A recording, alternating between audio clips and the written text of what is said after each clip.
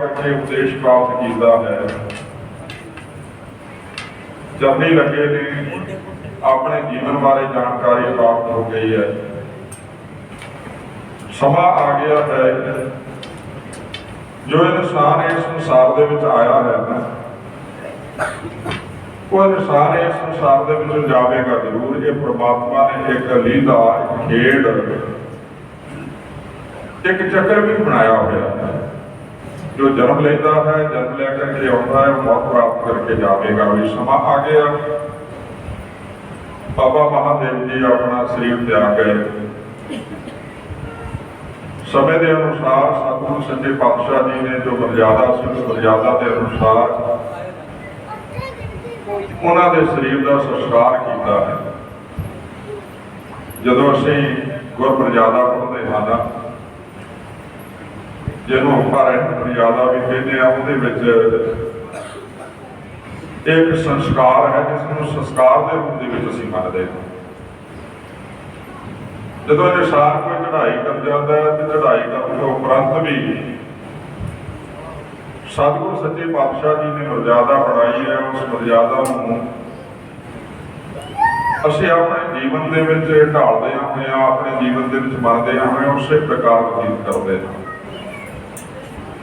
सो बाबा महादेव जी का अंतिम संस्कार किया गया।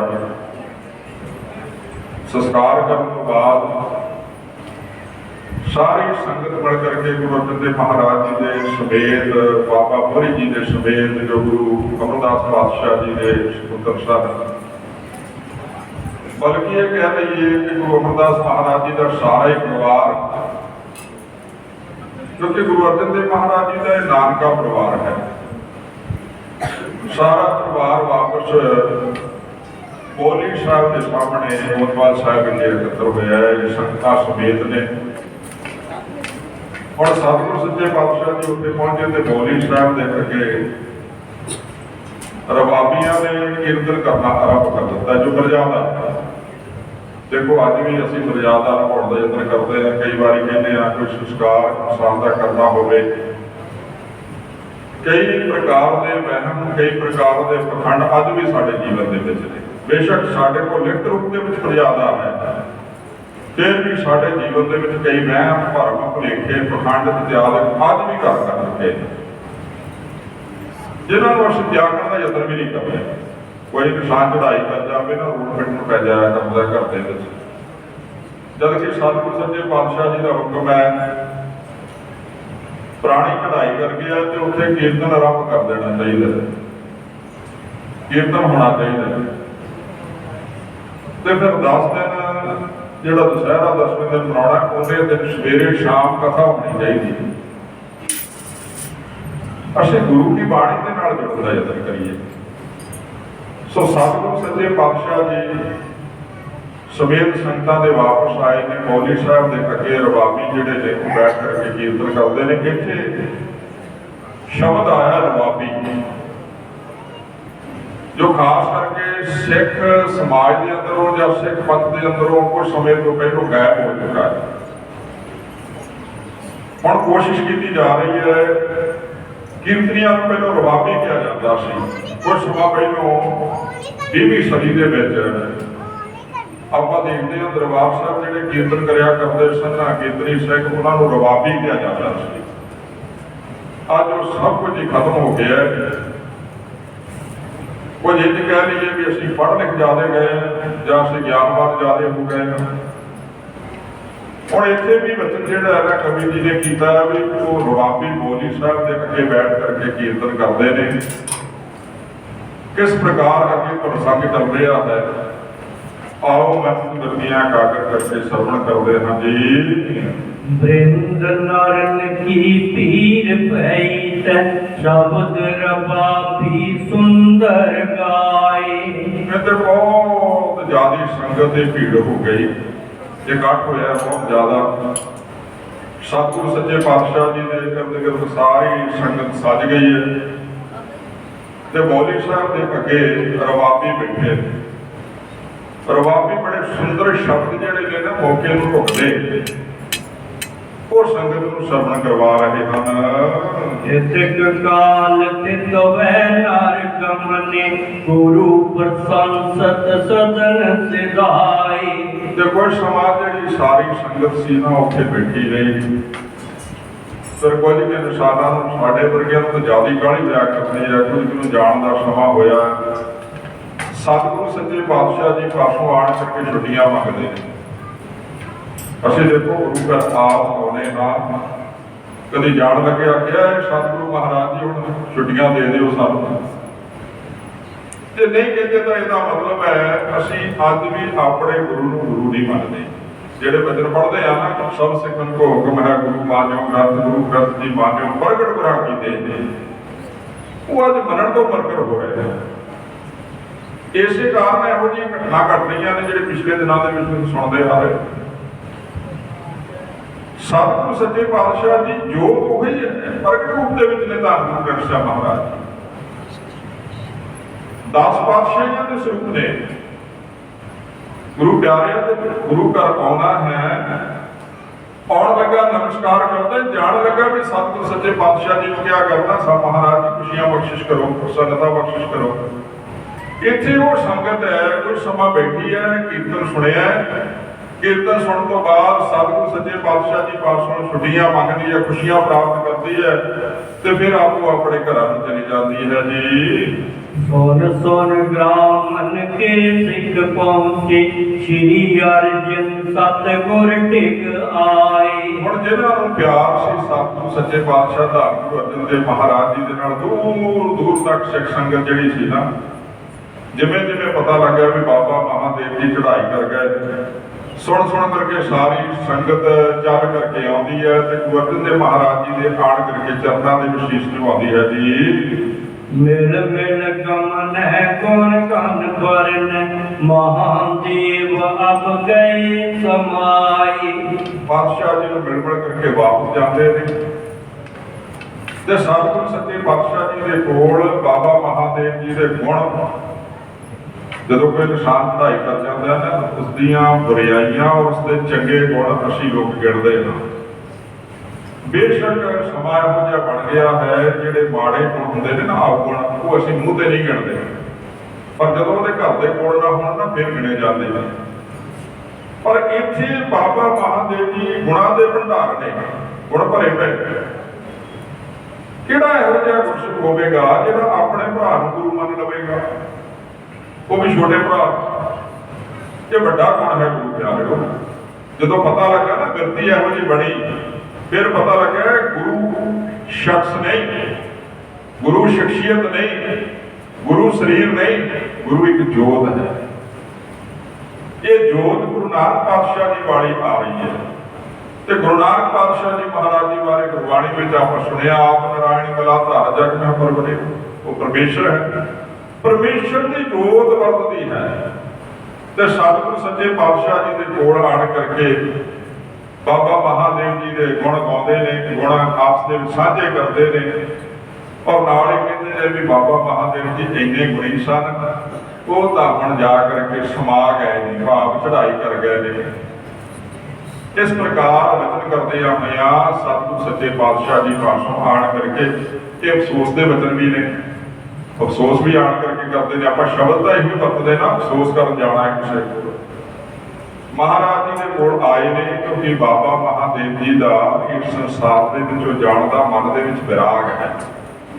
ਉਹਨਾਂ ਦੇ ਗੁਣ ਗਾਉਂਦੇ ਨੇ, ਗੁਣ ਸਾਂਝੇ ਕਰਦੇ ਨੇ ਤੇ ਫਿਰ ਸਤਿਗੁਰੂ ਸੱਚੇ ਪਾਤਸ਼ਾਹ ਜੀ ਦੇ ਕੋਲ ਕਹਿੰਦੇ ਨੇ ਕਿ ਹੁਣ ਮਹਾਦੇਵ ਜੀ ਮਹਾਰਾਜ ਜੀ ਰਹੇ ਨਹੀਂ, ਸੋ ਇਹ ਭਾਣਾ ਸਾਨੂੰ ਮੰਨਣਾ ਪਵੇਗਾ ਜੀ। देव सती सरे पुष्प भस्म सब, बीज विपासा के ते डार। ਤੇ ਕਹਿੰਦੇ ਤੀਸਰੇ ਦਿਨ ਨਾ ਫੁੱਲ ਤੇ ਭਸਮ, ਭਸਮ ਕਹਿੰਦੇ ਨੇ ਸਵਾਰ, ਅੰਗੀਠੇ ਦੀ ਜਿਹੜੀ ਸਾਰੀ ਸਵਾਰ ਸੀ ਤੇ ਉਹਦੇ ਵਿੱਚ ਜਿਹੜੇ ਫੁੱਲ ਉਹ ਸਾਰੇ ਇਕੱਤਰ ਕੀਤੇ ਨੇ, ਇਕੱਠੇ ਕੀਤੇ ਨੇ। ਕਹਿਣ ਤੋਂ ਭਾਵ ਅੰਗੀਠਾ ਸਾਰਾ ਇਕੱਠਾ ਕਰ ਲਿਆ, ਪਰੋਲਿਆ ਨਹੀਂ ਤੇ ਬਿਆਸ ਨਦੀ ਦੇ ਵਿੱਚ ਬਹਾ ਦਿੱਤਾ ਗਿਆ। ਹੁਣ ਇੱਥੇ ਇੱਕ ਜ਼ਿਕਰ ਕਰਨਾ ਬੜਾ ਜ਼ਰੂਰੀ ਹੈ ਗੁਰੂ ਪਿਆਰਿਓ। ਮੈਂ ਦੇਖਦਾ ਹੁੰਦਾ ਕਈ ਵਾਰੀ ਉਸ ਸਮੇਂ ਇਹੋ ਜਿਹੇ ਦੁੱਖਾਂ ਦੀ ਘੜੀ ਹੁੰਦੀ ਹੈ, ਤੁਸੀਂ ਕਹਿ ਨਹੀਂ ਸਕਦੇ ਹੁੰਦੇ ਪਰਿਵਾਰ ਨੂੰ ਕਈ ਗੱਲਾਂ। ਕੋਈ ਅੰਮ੍ਰਿਤਧਾਰੀ ਸਿੰਘ ਚੜ੍ਹਾਈ ਕਰ ਗਿਆ, ਉਹਦਾ ਜਦੋਂ ਸੰਸਕਾਰ ਹੁੰਦਾ ਹੈ ਤਾਂ ਸੰਸਕਾਰ ਦੇ ਨਾਲ ਲੱਕੜਾਂ ਤਾਂ ਲਾਉਣੀਆਂ, ਜਾਨਵਰਾਂ ਦਾ ਗੋਬਰ ਲਿਆ ਕਰਕੇ ਲਾਈ ਜਾਣਗੇ, ਉਹ ਵੀ ਵਿਸਤਾ ਹੈ ਨਾ ਜਾਨਵਰਾਂ ਦੀ। ਇੱਕ ਅੰਮ੍ਰਿਤਧਾਰੀ ਸਿੰਘ ਜੇ ਸਾਬਤ ਸੂਰਤ ਹੈ ਤੇ ਤੁਸੀਂ ਦੇਖਿਆ ਹੋਵੇਗਾ ਧੰਨ ਗੁਰੂ ਗੋਬਿੰਦ ਸਿੰਘ ਮਹਾਰਾਜ ਜੀ ਨੇ ਆਪਣੇ ਜੋੜੇ ਉਤਾਰ ਦਿੱਤੇ ਸਨ, ਚਮਕੌਰ ਦੀ ਗੜੀ ਦੇ ਵਿੱਚੋਂ ਨਿਕਲਿਆ, ਬੇਸ਼ੱਕ ਸਿੰਘ ਚੜ੍ਹਾਈ ਕਰ ਚੁੱਕੇ ਸਨ, ਤੇ ਮੇਰੇ ਜੋੜੇ ਕਿਤੇ ਸਿੰਘਾਂ ਦੇ ਕੇਸਾਂ ਨੂੰ ਨਾ ਲੱਗ ਜਾਣ। ਤੇ ਹੁਣ ਅਸੀਂ ਇਹੋ ਜਿਹਾ ਗੋਬਰ ਵਿਸਤਾ ਲਿਆ ਲਾ ਕਰਕੇ ਉਹਨਾਂ ਸਿੰਘਾਂ ਦੇ ਨਿਗਾਹ ਲਾਗੇ ਲਾ ਦਿੰਦੇ ਹਨ। ਉਹ ਕਿਰਪਾਨ ਨੂੰ ਵੀ ਲੱਗਦਾ ਹੈ ਗੋਬਰ, ਉਹ ਕੇਸਾਂ ਨੂੰ ਵੀ ਲੱਗਦਾ ਹੈ।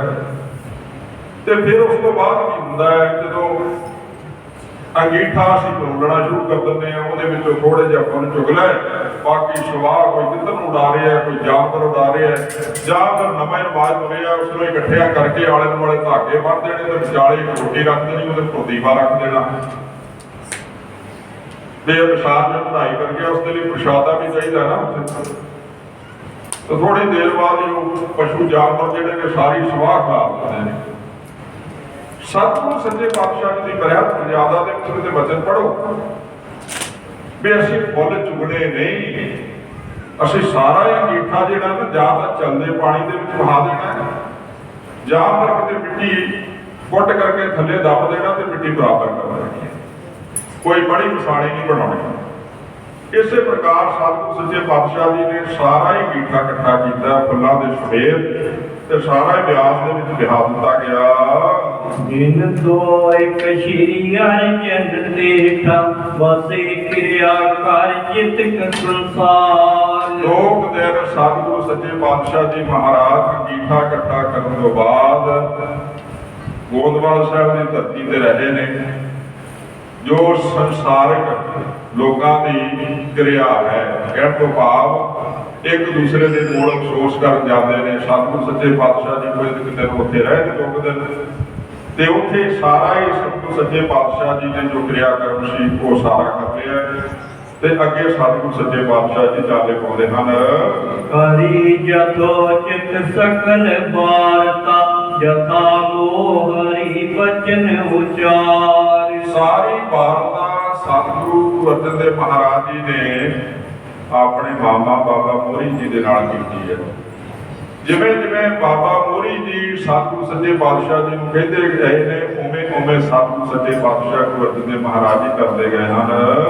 ਮਿਲ ਮਿਲ ਕਰ ਵਿਰਾਗ ਅਨਿਕ ਬਿਦ ਸ੍ਰੀ ਗੁਰ ਅਮਰ ਕੀਰ ਪਰਵਾਰ। ਸ੍ਰੀ ਗੁਰੂ ਅਮਰਦਾਸ ਮਹਾਰਾਜ ਜੀ ਦਾ ਜੋ ਸਾਰਾ ਹੀ ਪਰਿਵਾਰ ਹੈ ਉਹ ਫਿਰ ਮਿਲਦਾ ਹੈ ਗੁਰੂ ਅਰਜਨ ਦੇਵ ਮਹਾਰਾਜ ਜੀ ਨੂੰ। ਆਣ ਕਰਕੇ ਸਾਰੇ ਹੀ ਵਿਰਾਗ ਕਰਦੇ ਨੇ, ਅਫਸੋਸ ਕਰਦੇ ਨੇ ਸਾਰੇ, ਜਿਵੇਂ ਜਿਵੇਂ ਆਣ ਕਰਕੇ ਕਰਦੇ ਨੇ ਸਾਰੇ ਗੁਰੂ ਅਰਜਨ ਦੇਵ ਮਹਾਰਾਜ ਜੀ ਦੇ ਕੋਲ ਅਫਸੋਸ ਕਰਦੇ ਹਨ।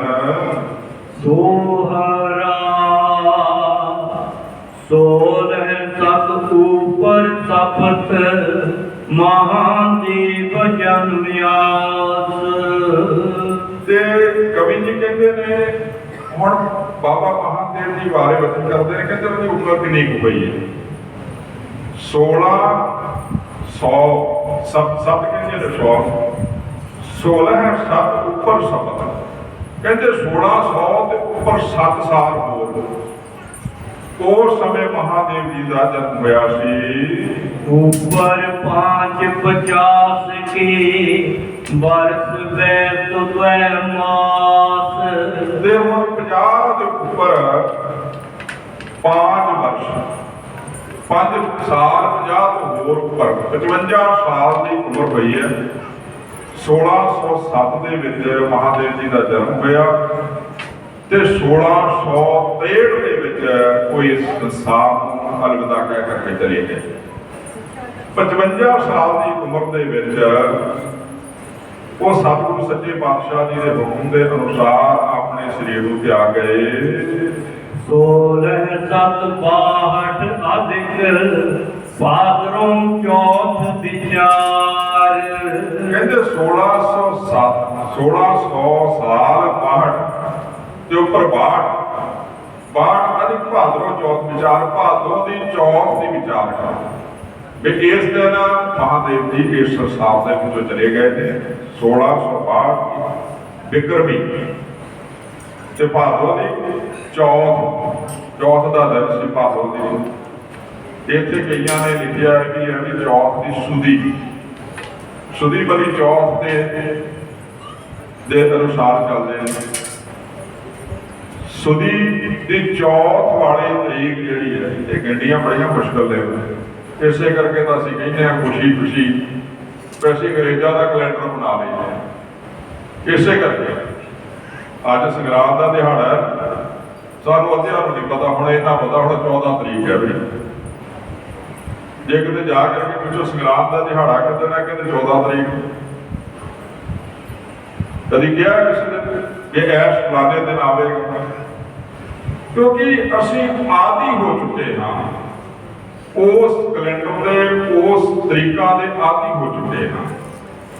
ਇੱਥੇ ਜਿਹੜਾ ਜ਼ਿਕਰ ਆਉਂਦਾ ਹੈ ਜਾਂ ਗੁਰਬਾਣੀ ਦੇ ਵਿੱਚ ਜ਼ਿਕਰ ਆਉਂਦਾ ਹੈ ਉਹ ਬਿਕਰਮੀ ਕੈਲੰਡਰ ਦਾ ਆ ਰਿਹਾ ਹੈ ਸਾਰਾ। ਸਾਡੇ ਕੋਲ ਕੋਈ ਤਾਕਤ ਨਹੀਂ ਅਸੀਂ ਇਸ ਨੂੰ ਮੋੜ ਦਈਏ। ਸੋ ਸਤਿਗੁਰੂ ਸੱਚੇ ਪਾਤਸ਼ਾਹ ਜੀ ਬਾਰੇ ਕਵੀ ਜੀ ਬਖਸ਼ਿਸ਼ ਕਰਦੇ ਨੇ, ਕਹਿੰਦੇ ਉਹਨਾਂ ਦੇ ਭਰਾਤਾ ਜਿਹੜੇ ਸਨ ਭਾਦਰੋਂ ਦੀ ਚੌਥ ਵਾਲੇ ਦਿਨ ਸਨ 1662 ਬਿਕਰਮੀ ਇਸ ਸੰਸਾਰ ਦੇ ਵਿੱਚੋਂ ਆਪਣਾ ਸਰੀਰ ਤਿਆਗ ਕੇ ਆਪਣੇ ਚਲੇ ਗਏ। ਮਹਾਦੇਵ ਪਰਲੋਕ ਭਾ ਗੁਰ ਕੋ ਪੁੱਤਰ ਉਦਾਰ। ਬੜੇ ਗਿਆਨਵਾਨ ਗੁਰਦੇਵ ਪਾਤਸ਼ਾਹ ਗੁਰੂ ਰਾਮਦਾਸ ਮਹਾਰਾਜ ਜੀ ਦੇ ਸਾਹਿਬਜ਼ਾਦੇ ਸਨ, ਸੁਪੁੱਤਰ ਸਨ। ਮਹਾਦੇਵ ਜੀ ਬਾਬਾ ਮਹਾਦੇਵ ਜੀ ਪਰਲੋਕ ਚਲੇ ਗਏ ਹਨ। ਸ਼੍ਰੀ ਅਰਜਨ ਕਮਨੇ ਤਪੈ ਸਤ ਸੰਗਤ ਲੈ ਸੰਗ। ਹੁਣ ਸਤਿਗੁਰੂ ਗੁਰੂ ਅਰਜਨ ਦੇਵ ਮਹਾਰਾਜ ਜੀ ਨੇ ਮਨ ਬਣਾਇਆ ਹੈ, ਕਿਉਂਕਿ ਦੂਸਰੇ ਪਾਸੇ ਅਨੇਕਾਂ ਹੀ ਸੇਵਾਵਾਂ ਚੱਲ ਰਹੀਆਂ ਨੇ। ਸਤਿਗੁਰੂ ਸੱਚੇ ਪਾਤਸ਼ਾਹ ਜੀ ਅੰਮ੍ਰਿਤਸਰ ਸਾਹਿਬ ਦੀ ਧਰਤੀ ਨੂੰ ਚਾਲੇ ਪਾਏ ਨੇ, ਸੰਗਤ ਨਾਲ ਲੈ ਰਹੀ ਹੈ। ਜਿਹੜੀ ਸਤਿਗੁਰੂ ਸੱਚੇ ਪਾਤਸ਼ਾਹ ਜੀ ਦੇ ਨਾਲ ਸੰਗਤ ਗੋਦਵਾਲ ਸਾਹਿਬ ਆਈ ਸੀ, ਮਹਾਰਾਜ ਜੀ ਉਹਨਾਂ ਨੂੰ ਲੈ ਕਰਕੇ ਸਾਰੀ ਸੰਗਤ ਦੇ ਸਮੇਤ ਸ਼੍ਰੀ ਅੰਮ੍ਰਿਤਸਰ ਕੋ ਗਏ ਦੇਤ ਭਗਤ ਕੋ ਰੰਗ। ਸ਼੍ਰੀ ਅੰਮ੍ਰਿਤਸਰ ਸਾਹਿਬ ਵੱਲ ਸਤਿਗੁਰੂ ਸੱਚੇ ਪਾਤਸ਼ਾਹ ਜੀ ਨੇ ਚਾਲੇ ਪਾਏ। ਜਿਹੜੀ ਸਿੱਖ ਸੰਗਤ ਇੱਥੇ ਸੀ ਉਹਨਾਂ ਨੂੰ ਮਹਾਰਾਜ ਜੀ ਨੇ ਆਪਣੇ ਭਗਤੀ ਦੇ ਰੰਗ ਦੇ ਵਿੱਚ ਰੱਖ ਦਿੱਤਾ ਹੈ। ਉਹਨਾਂ ਨੂੰ ਨਾਮ ਜਪਣ ਦੇ ਲਈ ਕਿਹਾ ਹੈ। ਉਹਨਾਂ ਨੂੰ ਉਸ ਪਰਮੇਸ਼ਰ ਦੇ ਸਤਿਗੁਰੂ ਸੱਚੇ ਪਾਤਸ਼ਾਹ ਜੀ ਦੇ ਨਾਮ ਦੇ ਸਿਮਰਨ ਦੀ ਆਗਿਆ ਕੀਤੀ ਹੈ, ਹੁਕਮ ਕੀਤਾ। ਸਤਿਗੁਰੂ ਸੱਚੇ ਪਾਤਸ਼ਾਹ ਜੀ ਨੇ ਭਗਤੀ ਦਾ ਰੰਗ ਦੇ ਕਰਕੇ ਆਪ ਜੀ ਅੰਮ੍ਰਿਤਸਰ ਨੂੰ ਚੱਲ ਪਏ ਹਨ। ਦੋਹਰਾ ਇਸ ਪ੍ਰਕਾਰ ਸ਼੍ਰੀ ਸਤਿਗੁਰੂ ਕੀਤਿਕ ਸਮੈ ਬਿਤਾਏ। ਇਸ ਪ੍ਰਕਾਰ ਸਤਿਗੁਰੂ ਅਰਜਨ ਦੇਵ ਮਹਾਰਾਜ ਜੀ ਨੇ ਕਾਫੀ ਸਮਾਂ ਆਪਣੇ ਜੀਵਨ ਦਾ ਬਤੀਤ ਕੀਤਾ। ਜਿੱਥੇ ਜਿੱਥੇ ਜਾਂਦੇ ਨੇ ਪਾਤਸ਼ਾਹ ਜੀ ਉੱਥੇ ਸੰਗਤਾਂ ਨੂੰ ਉਸ ਨਿਰੰਕਾਰ ਦੇ ਨਾਲ ਜੋੜਦੇ ਹਨ। ਕਰਤ ਨਰਨ ਕਲਿਆਣ ਕੋ ਸਿੱਖੀ ਜਗ ਪ੍ਰਗਟਾਏ। ਇਹ ਅਨੇਕਾਂ ਹੀ ਲੋਕਾਂ ਦਾ ਕਲਿਆਣ ਕਰਦੇ ਨੇ ਤੇ ਸਿੱਖੀ ਜਗਤ ਦੇ ਵਿੱਚ ਪ੍ਰਕਾਸ਼ਮਾਨ ਕਰ ਰਹੇ ਨੇ, ਪ੍ਰਗਟ ਕਰ ਰਹੇ ਨੇ, ਸਿੱਖ ਬਣਾ ਰਹੇ ਨੇ। ਸਿੱਖ ਬਣਾ ਕਰਕੇ ਉਹਨਾਂ ਦੇ ਅੰਦਰ ਗੁਰਬਾਣੀ ਦੇ ਨਾਲ ਪ੍ਰੇਮ, ਨਾਮ ਸਿਮਰਨ ਦੇ ਨਾਲ ਪ੍ਰੇਮ, ਉਸ ਨਿਰੰਕਾਰ ਦੇ ਚਰਨਾਂ ਦੇ ਨਾਲ ਜੋੜਦੇ ਹਨ। ਨਿਸ਼ਾਨੀ ਚੰਦ ਸ਼੍ਰੀ ਹਰਿ ਗੋਬਿੰਦ ਚੰਦ ਜੀ ਆਨੰਦ ਬਿਲੰਦੈ।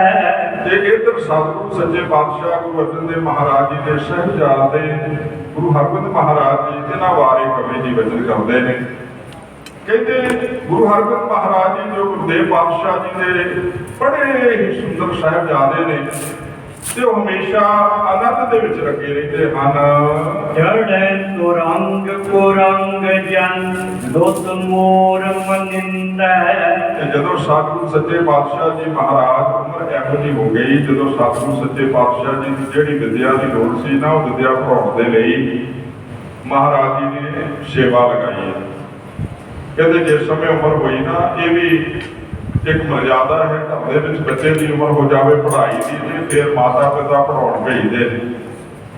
ਗੁਰੂ ਨਾਨਕ ਮਹਾਰਾਜ ਜੀ ਦੀ ਆਯੂ ਹੋਈ ਸੀ ਪੜ੍ਹਨ ਦੀ, ਪਿਤਾ ਜੀ ਨੇ ਉਹਨਾਂ ਨੂੰ ਪੜ੍ਹਨ ਲਾਇਆ।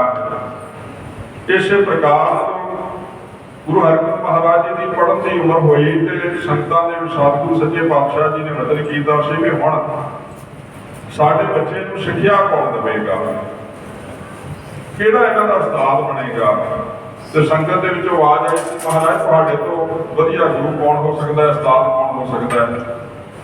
ਮਹਾਰਾਜ ਜੀ ਨੇ ਸੰਗਤ ਵੱਲ ਆਪਣੀ ਦ੍ਰਿਸ਼ਟੀ ਕੀਤੀ, ਕਿਰਪਾ ਦ੍ਰਿਸ਼ਟੀ ਕਰਦਿਆਂ ਹੋਇਆਂ ਬਾਬਾ ਬੁੱਢਾ ਜੀ ਉੱਪਰ ਟਿਕਾਈ ਹੈ ਕਿ ਬਾਬਾ ਬੁੱਢਾ ਜੀ ਨੂੰ ਸਤਿਗੁਰੂ ਸੱਚੇ ਪਾਤਸ਼ਾਹ ਜੀ ਨੇ ਗੁਰੂ ਹਰਗੋਬਿੰਦ ਮਹਾਰਾਜ ਜੀ ਦਾ ਉਸਤਾਦ ਲਾ ਦਿੱਤਾ। ਬਾਬਾ ਬੁੱਢਾ ਜੀ ਨੇ ਭਾਈ ਮਨੀ ਸਿੰਘ ਜੀ ਲਿਖਦੇ ਨੇ ਵੀ 64 ਪ੍ਰਕਾਰ ਦੀ ਵਿਦਿਆ ਬਾਬਾ ਬੁੱਢਾ ਜੀ ਨੇ ਗੁਰੂ ਹਰਗੋਬਿੰਦ ਮਹਾਰਾਜ ਜੀ ਨੂੰ ਸਿਖਲਾਈ ਸੀ।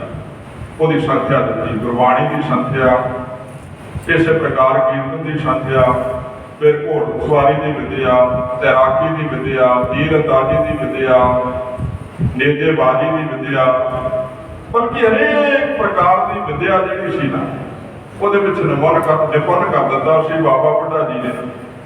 ਹੁਣ ਜਦੋਂ ਸਤਿਗੁਰੂ ਸੱਚੇ ਪਾਤਸ਼ਾਹ ਗੁਰੂ ਹਰਗੋਬਿੰਦ ਮਹਾਰਾਜ ਜੀ ਛੋਟੀ ਉਮਰ ਦੇ ਵਿੱਚ ਨੇ, ਜਦੋਂ ਘੋੜੇ ਦੇ ਉੱਪਰ ਚੜ੍ਹਦੇ ਨੇ ਨਾ ਇੰਨੀ ਤੇਜ਼ੀ ਦੇ ਨਾਲ ਚੜ੍ਹਦੇ ਨੇ ਜਿਵੇਂ ਹਿਰਨ ਜਿਹੜਾ ਛਾਲ ਮਾਰ ਕਰਕੇ ਇੱਕ ਜਗ੍ਹਾ ਤੋਂ ਦੂਸਰੀ ਜਗ੍ਹਾ ਚਲਾ ਜਾਇਆ ਕਰਦਾ।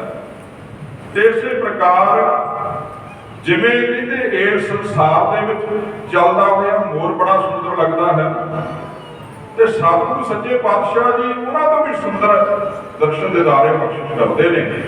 ਗੁਰੂ ਹਰਗੋਬਿੰਦ ਮਹਾਰਾਜ ਜੀ ਤੁਰੰਗ ਤੇ ਘੋੜੇ ਤੇ ਚੜ੍ਹਦੇ ਨੇ ਬੜੀ ਤੇਜ਼ੀ ਦੇ ਨਾਲ ਤੇ ਬੜੇ ਸੁੰਦਰ ਲੱਗਦੇ ਹਨ। ਆਦਿਕ ਪਨਾਏ ਪੰਦਾਵਤੇ ਧਨ ਸੰਸਾਰ ਹਾਥਾ। ਘੋੜੇ ਤੇ ਚੜ੍ਹ ਕਰਕੇ ਸਤਿਗੁਰੂ ਸੱਚੇ ਪਾਤਸ਼ਾਹ ਜੀ ਮਹਾਰਾਜ ਉਹਨਾਂ ਨੂੰ ਦਿਖਾਉਂਦੇ ਨੇ, ਬੜੀਆਂ ਕਟੋਸ਼ੀਆਂ ਲਗਾਉਂਦੇ ਨੇ ਘੋੜੇ ਦੀਆਂ, ਬੜੇ ਕੌਤਕ ਦਿਖਾਉਂਦੇ ਨੇ ਸਤਿਗੁਰੂ ਸੱਚੇ ਪਾਤਸ਼ਾਹ ਜੀ। ਹੱਥ ਦੇ ਵਿੱਚ ਸਤਿਗੁਰੂ ਮਹਾਰਾਜ ਜੀ ਨੇ ਤੀਰ ਕਮਾਨ ਧਾਰਨ ਕੀਤਾ ਹੋਇਆ। ਹੁਣ ਤੀਰ ਦੇ ਨਾਲ ਜਦੋਂ ਜੰਗ ਦੇ ਮੈਦਾਨ ਦੇ ਵਿੱਚ ਨਿਸ਼ਾਨਾ ਲਾਉਣਾ ਹੁੰਦਾ ਹੈ, ਸਾਹਮਣੇ ਦੁਸ਼ਮਣ ਹੋਵੇ, ਕਈ ਵਾਰ ਘੋੜੇ ਨੂੰ ਇਸ ਤਰੀਕੇ ਦੇ ਨਾਲ ਸਿਖਾਇਆ ਜਾਂਦਾ ਹੈ ਕਿ ਘੋੜੇ ਨੂੰ ਹੱਥ ਲਾਇਆ ਤਾਂ ਘੋੜੇ ਨੇ ਡੱਬ ਪੈਣਾ ਹੈ। ਉਹ ਜਿਹੜੇ ਘੋੜ ਸਵਾਰੀ ਕਰਦੇ ਨੇ ਨਾ, ਜਾਂ ਜਿਹੜੇ ਉਹਨਾਂ ਦੇ ਘੋੜਿਆਂ ਦੇ ਸਿਖਾਉਣ ਵਾਲੇ ਹੁੰਦੇ ਨੇ, ਉਹ ਇਸ ਤਰੀਕੇ ਦੇ ਨਾਲ ਸਿਖਾਉਂਦੇ ਨੇ, ਲੱਤ ਲਾਈ, ਲੱਤ ਦੀ ਅੱਡੀ ਲਾਈ, ਘੋੜੇ ਨੇ ਡੱਬ ਜਾਣਾ। ਤੇ ਇਸੇ ਪ੍ਰਕਾਰ ਸਤਿਗੁਰੂ ਸੱਚੇ ਪਾਤਸ਼ਾਹ ਢੇਲੀਆਂ ਕਰਦੇ ਨੇ ਤੇ ਨਾਲ ਹੱਥ ਦੇ ਵੀ ਧਨੁੱਖ ਫੜਿਆ ਹੋਇਆ ਵੀ ਜਦੋਂ ਕਿਤੇ ਦੁਸ਼ਮਣ ਦੇ ਉੱਪਰ ਤੀਰਬਾਜ਼ੀ ਨਿਸ਼ਾਨੇਬਾਜ਼ੀ ਕਰਨੀ ਪਵੇ ਤੇ ਥੋੜਾ ਉੱਚਾ ਉੱਠਣਾ ਪਵੇ ਤੇ ਸਾਹਮਣੇ ਆ ਜਾਵੇ। ਮਹਾਰਾਜ ਜੀ ਆਪਣੇ ਹੱਥ ਦੇ ਵਿੱਚ ਤੀਰ ਕਮਾਨ ਪਕੜ ਕਰਕੇ ਘੋੜੇ ਤੇ ਸਵਾਰ ਹਨ। ਕਬ ਅਖੇ ਰਹਿਤ ਗਮਨ ਤੇ ਲੈ ਕੇ ਸਿੱਖ ਸਾਥਾ। ਕਦੀ ਸਤਿਗੁਰੂ ਹਰਗੋਬਿੰਦ ਮਹਾਰਾਜ ਜੀ ਬਚਪਨ ਰੂਪ ਦੇ ਵਿੱਚ ਨੇ, ਕਦੀ ਸਤਿਗੁਰੂ ਸੱਚੇ ਪਾਤਸ਼ਾਹ ਜੀ ਮਹਾਰਾਜ ਸ਼ਸਤਰ ਵਸਤਰਾਂ ਦੇ ਨਾਲ ਤਿਆਰ ਹੋ ਕਰਕੇ ਸ਼ਿਕਾਰ ਖੇਡਣ ਦੇ ਲਈ ਆਪਣੇ ਸਾਥੀਆਂ ਨੂੰ ਲੈ ਕਰਕੇ ਚੱਲ ਪੈਂਦੇ ਹਨ। ਵਿਦਿਆ ਆਯੁਧ ਕੀ ਕਰੈ 10 ਸੰਮਤ ਵੈਸਾ। ਤੇ ਸਤਿਗੁਰੂ ਸੱਚੇ ਪਾਤਸ਼ਾਹ ਦੀ ਵਿਦਿਆ ਅਯੁਧ ਸ਼ਸਤਰ ਵਿਦਿਆ ਜਿਹੜੀ ਉਹ ਸਿੱਖਦੇ ਨੇ ਕਦੋਂ? ਜਦੋਂ ਹਜੇ 10 ਸਾਲ ਦੀ ਉਮਰ ਹੈ ਮੇਰੇ ਪਾਤਸ਼ਾਹ ਜੀ ਦੀ, ਗੁਰੂ ਹਰਗੋਬਿੰਦ ਮਹਾਰਾਜ ਜੀ ਦੀ 10 ਸਾਲ ਦੀ ਆਯੂ ਤੇ 10 ਸਾਲ ਦੀ ਉਮਰ ਦੇ ਵਿੱਚ ਸ਼ਸਤਰ ਵਿਦਿਆ ਸਿੱਖ ਰਹੇ ਹਨ। ਤੀਰ ਪ੍ਰਹਾਰਤ ਵੇਗ ਤੇ ਰਿਪਕੂ ਇਹ ਜੈਸਾ। ਜਦੋਂ ਸਤਿਗੁਰੂ ਸੱਚੇ ਪਾਤਸ਼ਾਹ ਜੀ ਆਪਣੇ ਨੰਨੇ ਹੱਥਾਂ ਦੇ ਵਿੱਚ ਪਕੜ ਕਰਕੇ ਤੀਰ ਚਲਾਉਂਦੇ ਨੇ, ਦੁਸ਼ਮਣ ਦੇ ਉੱਪਰ ਵਾਰ ਕਰਦੇ ਨੇ ਤੇ ਤੀਰ ਇੰਝ ਲੱਗਦਾ ਹੈ ਜਿਵੇਂ ਫਨੀਅਰ ਸੱਪ ਜਿਹੜਾ ਹੈ ਨਾ ਕਿਸੇ ਨੂੰ ਜਾ ਕਰਕੇ ਡੰਗ ਮਾਰਦਾ ਹੈ। ਇਹ ਕਹਿੰਦੇ ਨੇ ਸੱਪ, ਕਹਿੰਦੇ ਡੰਗ ਜਿਵੇਂ ਸੱਪ ਮਾਰਿਆ ਕਰਦਾ ਹੈ ਟੱਪ ਕਰਕੇ ਨਾ, ਇਸੇ ਪ੍ਰਕਾਰ ਤੀਰ ਤੇਜ਼ੀ ਨਾਲ ਚਲਾਉਂਦੇ ਹਨ। ਮਹਾ ਸਫਾਈ ਬਲ ਸਹਿਤ ਧਰ ਲਛ ਅਨੰਤੇ। ਬੜੀ ਸਫਾਈ ਦੇ ਨਾਲ ਸਤਿਗੁਰੂ ਸੱਚੇ ਪਾਤਸ਼ਾਹ ਜੀ ਮਹਾਰਾਜ ਆਪਣਾ ਨਿਸ਼ਾਨਾ ਬੰਨ੍ਹ ਕਰਕੇ, ਲਛ ਇੱਥੇ ਜਿਹੜਾ ਸ਼ਬਦ ਵਰਤਿਆ ਨਾ ਉਹਦਾ ਹੋਇਆ ਕਰਦਾ ਲਛ ਦਾ ਲਕਸ਼, ਹਿੰਦੀ ਦੇ ਵਿੱਚ ਕਹਿੰਦੇ ਨੇ ਲਕਸ਼, ਜਿਹੜਾ ਨਿਸ਼ਾਨਾ ਹੋਵੇ ਸਾਡਾ, ਉਹ ਨਿਸ਼ਾਨਾ ਬੰਨ੍ਹ ਕਰਕੇ ਸਤਿਗੁਰੂ ਸੱਚੇ ਪਾਤਸ਼ਾਹ ਜੀ ਨਿਸ਼ਾਨਾ ਲਗਾਉਂਦੇ ਹਨ। ਗਰਗ ਹੂਤ ਜਹ ਲਗਤ ਹੈ ਸੇਵਕ ਨਿਕ ਸੰਤੇ। ਜਦੋਂ ਬੜੀ ਜ਼ੋਰ ਦੇ ਨਾਲ ਨਿਸ਼ਾਨਾ ਲਗਾਉਂਦੇ ਨੇ ਤਾਂ ਤੀਰ ਉੱਥੇ ਹੀ ਮੁੱਕ ਜਾਂਦਾ ਜਾ ਕੇ, ਜਿੱਥੇ ਵੀ ਨਿਸ਼ਾਨਾ ਜਿਹੜਾ ਹੋਇਆ ਕਰਦਾ। ਜਦੋਂ ਆਪਾਂ ਸਿੱਖਦੇ ਆ ਨਾ ਨਿਸ਼ਾਨੇਬਾਜ਼ੀ, ਉਦੋਂ ਇਹ ਨਿਸ਼ਾਨਾ ਤੇ ਨਹੀਂ ਸਿੱਖੀ ਜਾਂਦੀ, ਉਦੋਂ ਸਾਹਮਣੇ ਕੋਈ ਨਾ ਕੋਈ ਚੀਜ਼ ਰੱਖ ਦਿੱਤੀ ਜਾਂਦੀ ਕਿ ਇਹਦੇ ਉੱਪਰ ਨਿਸ਼ਾਨਾ ਲਾਉਣਾ। ਤੀਰ ਜਾ ਕਰਕੇ ਖੁੱਭ ਜਾਂਦਾ ਹੈ ਤੇ ਫਿਰ ਸਤਿਗੁਰੂ ਸੱਚੇ ਪਾਤਸ਼ਾਹ ਜੀ ਆਪਣੇ ਸਾਥੀਆਂ ਨੂੰ ਸੰਗੀਆਂ ਨੂੰ ਕਹਿੰਦੇ ਨੇ ਤੇ ਸੇਵਕ ਜਾ ਕਰਕੇ ਤੀਰ ਕੱਢ ਕਰਕੇ ਵਾਪਸ ਲਿਆਉਂਦੇ ਹਨ। और बला जिनकी अल्प शुभ टील बिसाला।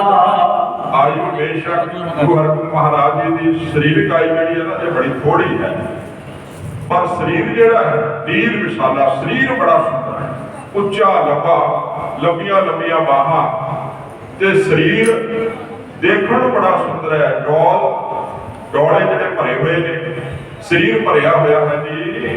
पूजा प्रलंब अलंब बल गह धन शुक्र अल्लाह। ਤੇ ਸਤਿਗੁਰੂ ਸੱਚੇ ਪਾਤਸ਼ਾਹ ਜੀ ਮਹਾਰਾਜ ਨੂੰ ਆਪਣੇ ਹੱਥਾਂ ਦੇ ਨਾਲ ਜਿਹੜੀਆਂ ਤਕੜੀਆਂ ਤਕੜੀਆਂ ਪਾਤਸ਼ਾਹ ਜੀ ਦੀਆਂ ਮੋਟੀਆਂ ਮੋਟੀਆਂ ਬਾਜੂਆਂ ਨੇ, ਉਹਨਾਂ ਦੇ ਨਾਲ ਜਦੋਂ ਤੀਰ ਖਿੱਚ ਕਰਕੇ ਚਲਾਉਂਦੇ ਨੇ, ਜਿੱਧਰ ਮਾਰਦੇ ਨੇ, ਉਸ ਤੀਰ ਦੇ ਨਾਲ ਉਧਰ ਦਾ ਨਾਸ਼ ਕਰ ਦਿੰਦੇ ਹਨ। सुख चत पित ते करत है ये रीत नवीना। ਤੇ ਸਤਿਗੁਰੂ ਸੱਚੇ ਪਾਤਸ਼ਾਹ ਜੀ ਨੂੰ ਜਦੋਂ ਲੋਕ ਦੇਖਦੇ ਨੇ ਨਾ, ਉਹ ਸਾਰੇ ਕਹਿੰਦੇ ਕਰਦੇ ਨੇ ਕਿ ਇਹ ਨਵੀਂ ਰੀਤ ਗੁਰੂ ਹਰਗੋਬਿੰਦ ਮਹਾਰਾਜ ਜੀ ਕਰ ਰਹੇ ਨੇ। ਅਜੇ ਗੁਰੂ ਤਾਂ ਨਹੀਂ ਕਿਹਾ ਕਰਦੇ ਸਨ, ਪਰ ਸਾਹਿਬਜ਼ਾਦੇ ਕਿਹਾ ਕਰਦੇ ਸਨ। ਕਹਿੰਦੇ ਨਵੀਂ ਰੀਤ ਬਣਾ ਰਹੇ ਨੇ, ਕਿਉਂਕਿ ਗੁਰੂ ਘਰ ਦੇ ਵਿੱਚ ਪਹਿਲਾਂ ਇੰਨੇ ਕੋਈ ਸ਼ਸਤਰ ਚਲਾਉਂਦਾ ਨਹੀਂ ਸੀ। ਪਰ ਇਹ ਵੀ ਨਾ ਸੋਚਣਾ ਵੀ ਗੁਰੂ ਨੇ ਸ਼ਸਤਰ ਧਾਰਨ ਕਰਨ ਤੋਂ ਮਨਾ ਕਰ ਦਿੱਤਾ ਹੈ। ਸ਼ਸਤਰ ਪਹਿਲਾਂ ਵੀ ਗੁਰੂ ਧਾਰਨ ਕਰਦੇ ਨੇ। ਗੁਰੂ ਅਰਜਨ ਦੇਵ ਮਹਾਰਾਜ ਜੀ ਦੇ ਕੋਲ ਜੇ ਸ਼ਸਤਰ ਹੈ ਤਾਂ ਹੀ ਮੌੜ ਸਾਹਿਬ ਦੀ ਧਰਤੀ ਤੇ ਜਾ ਕਰਕੇ ਉਹ ਕਿਲਾ ਪੁੱਟਿਆ। ਪਹਿਲਾਂ ਵੀ ਸ਼ਸਤਰ ਵਿਦਿਆ ਹੋਇਆ ਕਰਦੀ ਹੈ। ਸੋ ਸਤਿਗੁਰੂ ਸੱਚੇ ਪਾਤਸ਼ਾਹ ਜੀ ਨੂੰ ਦੇਖ ਕਰਕੇ ਜਿਹੜੀ ਆਮ ਸੰਗਤ ਹੈ ਉਹ ਕਹਿੰਦੇ ਨਵਾਂ ਹੀ ਕੰਮ ਕਰ ਰਹੇ ਹਨ। शोभत सिकंद उतंग जुग मुख बाग प्रवीना। ਦੋਵੇਂ ਮੋਢੇ ਬੜੇ ਉੱਚੇ ਨੇ, ਬੜੇ ਸੁੰਦਰ ਲੱਗਦੇ ਨੇ ਤੇ ਸਤਿਗੁਰੂ ਸੱਚੇ ਪਾਤਸ਼ਾਹ ਜੀ ਦਾ ਮੁਖ ਬਾਗ ਸਰੂਪ ਜਿਹੜਾ ਚਿਹਰਾ ਜਿਹੜਾ ਉਹ ਵੀ ਬੜਾ ਸੁੰਦਰ ਹੈ ਜੀ। दृढ़ संधि जुग बाकी कुछ दंड प्रचंडे। ਦੋਨੋਂ ਹੀ ਬਾਹਾਂ ਦੀਆਂ ਜਿਹੜੀਆਂ ਉਂਗਲਾਂ ਨੇ ਉਹ ਵੀ ਬੜੀਆਂ ਸੁੰਦਰ ਲੰਬੀਆਂ ਲੰਬੀਆਂ ਹਨ। कर साका धीरक सो मिल शुभ रेखन मंडे। ਕਾਰ ਸਾਖਾ ਹੱਥਾਂ ਦੀਆਂ ਉਂਗਲਾਂ ਜਿਹੜੀਆਂ ਨੇ ਦੀਰਘ ਲੰਬੀਆਂ ਹਨ। ਸੁਮੇਲ ਸ਼ੁਭ ਰੇਖਨ ਮੰਡੇ, ਉਹ ਮਿਲ ਕਰਕੇ ਰੇਖਾ ਬਣਾਉਂਦੀਆਂ ਨੇ, ਰੇਖਨ ਮੰਡੇ ਬਣਾਉਂਦੀਆਂ ਹਨ। ਇਸ ਪ੍ਰਕਾਰ ਦੇ ਵੀ ਹੱਥ ਦੀਆਂ ਉਂਗਲੀਆਂ ਲੰਬੀਆਂ ਨੇ, ਇੱਕੋ ਜਿਹੀਆਂ ਚੰਗੀਆਂ ਰੇਖਾਂ ਦੇ ਨਾਲ ਸੁਸ਼ੋਭਿਤ ਹਨ। रेखा लगमण बंद ते पै मच अकारा। ਇਸ ਪ੍ਰਕਾਰ ਸਤਿਗੁਰੂ ਸੱਚੇ ਪਾਤਸ਼ਾਹ ਜੀ ਦੇ ਗੁੱਟਾਂ ਦੇ ਉੱਪਰ ਮਣੀ ਦਾ ਬੰਨ ਬੰਨਿਆ ਹੋਇਆ ਹੈ। ਗੁੱਟਾਂ ਵਾਲਾ ਥਾਂ ਜਿਹੜਾ ਹੈ ਉੱਥੇ ਉੱਪਰ ਇਸ ਪ੍ਰਕਾਰ ਇੱਕ ਲਕੀਰ ਵਗੀ ਹੋਈ ਹੈ ਵੀ ਮਣੀ ਵੱਜੀ ਹੋਈ ਹੈ। ਸਤਿਗੁਰੂ ਸੱਚੇ ਪਾਤਸ਼ਾਹ ਜੀ ਬਾਰੇ ਕਵੀ ਵਚਨ ਕਰਦੇ ਨੇ, ਕਹਿੰਦੇ ਇਸੇ ਪ੍ਰਕਾਰ ਮੱਛ ਦੇ ਆਕਾਰ ਵਾਲੀ ਰੇਖਾ ਸਤਿਗੁਰੂ ਸੱਚੇ ਪਾਤਸ਼ਾਹ ਜੀ ਦੇ ਗੁੱਟ ਦੇ ਇਰਦ ਗਿਰਦ ਘੁੰਮ ਰਹੀ ਹੈ। रेखा चक्र आकार की जिसको फल भारा। ਇੱਕ ਛਤਰਾਕਾਰ ਦੀ ਰੇਖਾ ਸਤਿਗੁਰੂ ਸੱਚੇ ਪਾਤਸ਼ਾਹ ਜੀ ਦੇ ਸਰੀਰ ਦੇ ਉੱਪਰ ਹੈ, ਜਿਹਦੇ ਕਹਿੰਦੇ ਬਹੁਤ ਜ਼ਿਆਦਾ ਉਸ ਰੇਖਾ ਦਾ ਬਲ ਇਹ ਆਮ ਲੋਕਾਂ ਦਾ ਕਥਨ ਹੈ। ਗੁਰੂ ਘਰ ਦੇ ਨਾਲ ਇਸ ਦਾ ਕੋਈ ਸੰਬੰਧ ਨਹੀਂ। ਜਿਹੜੇ ਜੋਤਸ਼ੀ ਹੋਇਆ ਕਰਦੇ ਨੇ ਹੱਥ ਦੇਖਦੇ ਨੇ ਰੇਖਾਵਾਂ ਦੇ ਅਨੁਸਾਰ ਹੀ ਕਹਿ ਦਿੰਦੇ ਨੇ ਵੀ ਇਹ ਅਮੀਰ ਹੋਵੇਗਾ, ਇਹ ਗਰੀਬ ਹੋਵੇਗਾ। ਗੁਰੂ ਘਰ ਦੇ ਨਾਲ ਇਸ ਦਾ ਕੋਈ ਸੰਬੰਧ ਨਹੀਂ। ਸਤਿਗੁਰੂ ਸੱਚੇ ਪਾਤਸ਼ਾਹ ਜੀ ਤਾਂ ਮਾੜੀਆਂ ਰੇਖਾਵਾਂ ਜੇ ਗੁਰੂ ਚਰਨਾਂ ਦੇ ਨਾਲ ਜੁੜ ਗਿਆ ਮੇਟ ਦਿੰਦੇ ਨੇ। ਆਪਾਂ ਮੱਥਾ ਇਸੇ ਕਰਕੇ ਟੇਕਦੇ ਆ ਨਾ। ਸਤਿਗੁਰੂ ਸੱਚੇ ਪਾਤਸ਼ਾਹ ਜੀ ਦੇ ਚਰਨਾਂ ਦੇ ਵਿੱਚ ਮੱਥਾ ਟੇਕਣ ਦਾ ਮਤਲਬ ਹੀ ਇਹ ਵੀ ਮਾੜੇ ਲੇਖ ਜਿਹੜੇ ਸਤਿਗੁਰੂ ਸੱਚੇ ਪਾਤਸ਼ਾਹ ਲਿਖੇ ਹੋਏ ਨੇ ਨਾ, ਉਹ ਆਪ ਜੀ ਦੇ ਚਰਨਾਂ ਰੂਪੀ ਮੋਹਰ ਇਸ ਮੱਥੇ ਤੇ ਲੱਗ ਗਈ ਤੇ ਇਹ ਅੱਖਰ ਸਿੱਧੇ ਹੋ ਜਾਣਗੇ। ਇਸੇ ਪ੍ਰਕਾਰ ਆਮ ਲੋਕ ਕਹਿੰਦੇ ਨੇ ਵੀ ਇਹਦਾ ਫਲ ਬੜਾ ਭਾਰੀ ਹੋਵੇਗਾ। ਜਿਹੜੀਆਂ ਸੁੰਦਰ ਸੁੰਦਰ ਰੇਖਾਵਾਂ ਆਕਾਰ ਛਤਰ ਰੂਪ ਦੇ ਵਿੱਚ ਬਣੀਆਂ ਹੋਈਆਂ ਹਨ। आयुक्त शादी उदर पर त्रिवली दुत पावे। ਕਹਿੰਦੇ ਪੇਟ ਤੇ ਪੈਣ ਵਾਲੇ ਤਿੰਨ ਬਲ ਨੇ। ਛਾਤੀ ਚੌੜੀ ਹੈ, ਸੁੰਦਰ ਸਰੂਪ ਸਤਿਗੁਰੂ ਸੱਚੇ ਪਾਤਸ਼ਾਹ ਜੀ ਦਾ ਬਣਿਆ ਹੋਇਆ ਹੈ ਜੀ। सेवक चार विस्तृत कुछ चौका चमकावे। ਇਹ ਸਤਿਗੁਰੂ ਮਹਾਰਾਜ ਜੀ ਦੀ ਠੋਡੀ ਜਿਹੜੀ ਹੈ ਨਾ, ਉਹ ਠੋਡੀ बड़ी सुंदर है, छोटी फैली हुई है, चौड़ी है थोड़ी, ते चार दंद ਜਿਹੜੇ ਨੇ ਸਾਧੂ ਸੱਚੇ ਪਾਤਸ਼ਾਹ ਜੀ ਦੇ ਸਾਹਮਣੇ ਉਹ ਬੜੇ ਸੁੰਦਰ ਚਮਕਦੇ ਨੇ ਤੇ ਉਸ ਦੇ ਨਾਲ ਮੁਖ ਦੀ ਸੁੰਦਰਤਾ ਹੋਰ ਵੱਧ ਜਾਂਦੀ ਹੈ ਜੀ। रक्त अदर सुंदर मृदुल बोलत मुस्काए। रक्त अदर ये कहते ने बोला लाल रंग ਦੇ ਸ਼ੂਹੇ ਬੁੱਲ ਤੇ ਇਸੇ ਪ੍ਰਕਾਰ ਕਹਿੰਦੇ ਜਦੋਂ ਉਹਨਾਂ ਬੁੱਲਾਂ ਦੇ ਵਿੱਚੋਂ ਮੁਸਕਾਉਂਦੇ ਨੇ, ਮੁਸਕਰਾਉਂਦਿਆਂ ਹੋਇਆਂ ਸਤਿਗੁਰ ਸੱਚੇ ਪਾਤਸ਼ਾਹ ਜੀ ਬਚਪਨ ਦੇ ਵਿੱਚ ਜਦੋਂ ਕੋਈ ਬੋਲ ਬੋਲਦੇ ਨੇ ਨਾ ਉਹ ਬੜੇ ਸੁੰਦਰ ਲੱਗਦੇ ਹਨ। ਮੁਖ ਮੰਡਲ ਦੀਰਗ ਦੇ ਪਤ ਰਿਗ ਮ੍ਰਿਗ ਡਰ ਪਾਈ। ਤੇ ਸਤਿਗੁਰ ਸੱਚੇ ਪਾਤਸ਼ਾਹ ਜੀ ਦਾ ਮੁਖ ਮੰਡਲ ਭਾਵ ਸਾਰਾ ਹੀ ਨੇਤਰ, ਨਾਸਿਕਾ, ਮੁਖ, ਕੰਨ ਸਾਰੇ ਹੀ ਜਦੋਂ ਸਤਿਗੁਰ ਸੱਚੇ ਪਾਤਸ਼ਾਹ ਜੀ ਦੇ ਦੇਖਦੇ ਬੜੇ ਸੁੰਦਰ ਲੱਗਦੇ ਨੇ ਤੇ ਨੇਤਰਾਂ ਨੂੰ ਤੱਕ ਕਰਕੇ ਹਿਰਨ ਵੀ ਘਬਰਾ ਜਾਇਆ ਕਰਦੇ ਨੇ। ਹਿਰਨ ਜਿਹੜੇ ਨੇ ਨਾ ਮ੍ਰਿਗ ਡਰ ਪਾਏ, ਕਹਿੰਦੇ ਦੋਨਾਂ ਨੇਤਰਾਂ ਨੂੰ ਦੇਖ ਕਰਕੇ ਹਿਰਨ ਜਿਹੜੇ ਨੇ ਉਹ ਵੀ ਡਰ ਲੱਗ ਜਾਂਦੇ ਹਨ। ਸੋਭਟਨ ਕੀ ਵਿਦਿਆ ਸਬਲ ਅਭਿਆਸ ਕਰਮ ਤੇ। ਸੋਭਟਨ ਸੂਰਮਿਆਂ ਦੀ ਵਿਦਿਆ ਜਿਹੜੀ ਹੈ ਨਾ ਉਸ ਦਾ ਅਭਿਆਸ ਸਤਿਗੁਰੂ ਗੁਰੂ ਹਰਗੋਬਿੰਦ ਮਹਾਰਾਜ ਜੀ ਇਸ ਬਚਪਨ ਉਮਰ ਦੇ ਵਿੱਚ ਕਰਦੇ ਹਨ। ਮਨੋ ਵੀਰ ਰਸ ਅਵਤਰਿਓ ਰਣ ਪ੍ਰਿਯ ਲਗੇ ਅੰਤੇ। ਕਹਿੰਦੇ ਮੰਨਣਾ ਕਰੋ ਵੀਰ ਰਸ ਉਹਨਾਂ ਨੇ ਧਾਰਨ ਕਰ ਲਿਆ ਹੈ ਤੇ ਸਤਿਗੁਰੂ ਸੱਚੇ ਪਾਤਸ਼ਾਹ ਜੀ ਨੂੰ ਰਣ ਪ੍ਰੇ, ਰਣ ਕਹਿੰਦੇ ਨੇ ਜੰਗ ਦੇ ਮੈਦਾਨ, ਪ੍ਰੇ ਕਹਿੰਦੇ ਨੇ ਪਿਆਰਾ। ਜੰਗ ਦਾ ਮੈਦਾਨ ਸਤਿਗੁਰੂ ਸੱਚੇ ਪਾਤਸ਼ਾਹ ਜੀ ਨੂੰ ਪਿਆਰਾ ਲੱਗਦਾ ਹੈ, ਇਹ ਜਾਣਦੇ ਹਨ ਕਿ ਜੰਗ ਦਾ ਮੈਦਾਨ ਪਿਆਰਾ ਹੈ। ਨਿਤ ਪ੍ਰਤ ਦੇਹ ਵਿਸਾਲ ਹੋਇ ਤੇ ਮੁਗਲ ਫਿਰ ਧਾਵੈ।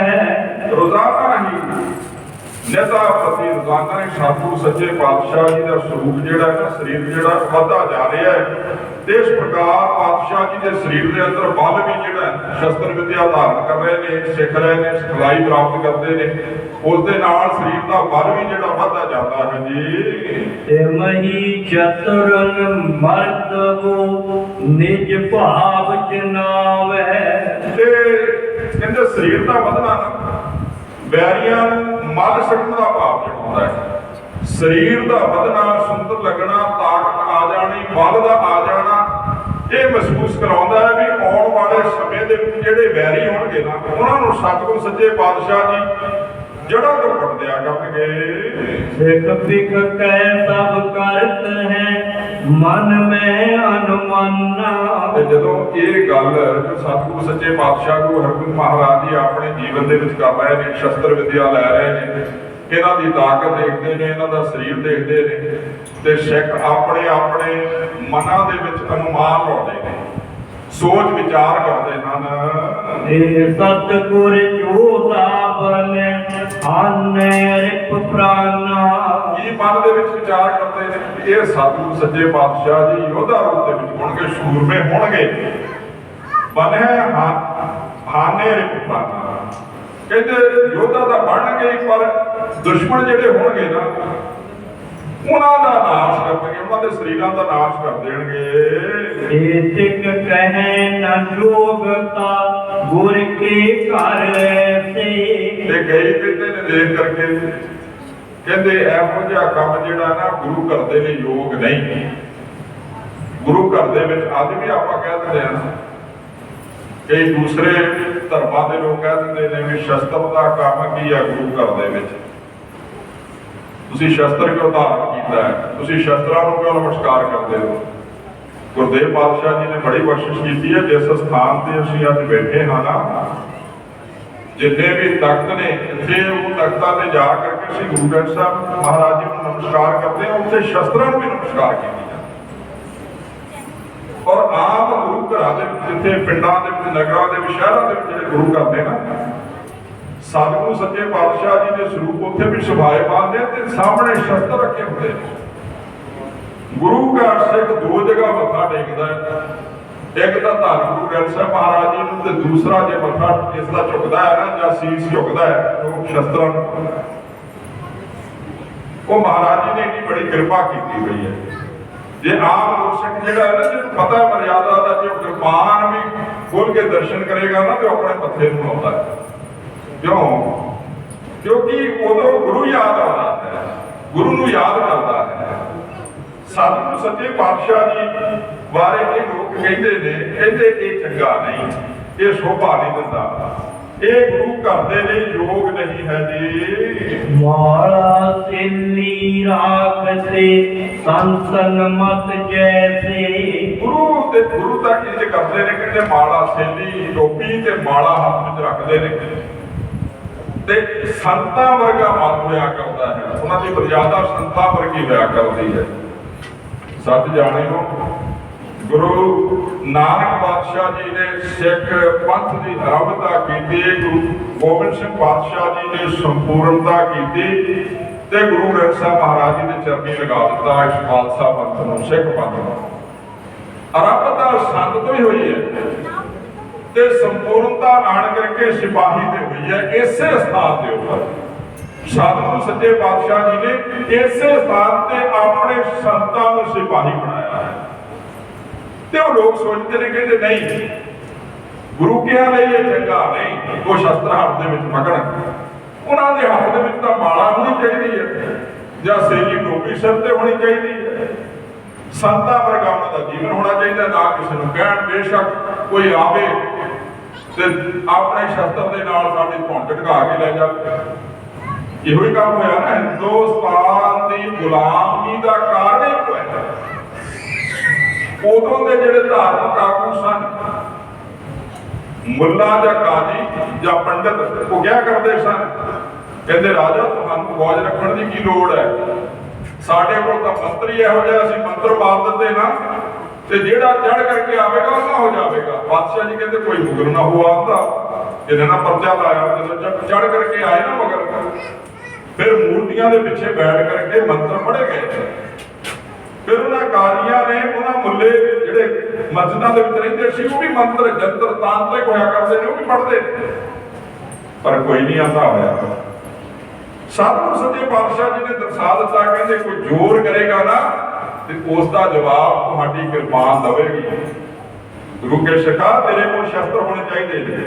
ਤੇ ਇਹ ਤੇਰੇ ਕਹਿੰਦੇ ਨੇ ਵੀ ਨਹੀਂ, ਇਹ ਚੰਗਾ ਨਹੀਂ, ਸ਼ੋਭਾ ਨਹੀਂ ਰੱਖਦਾ।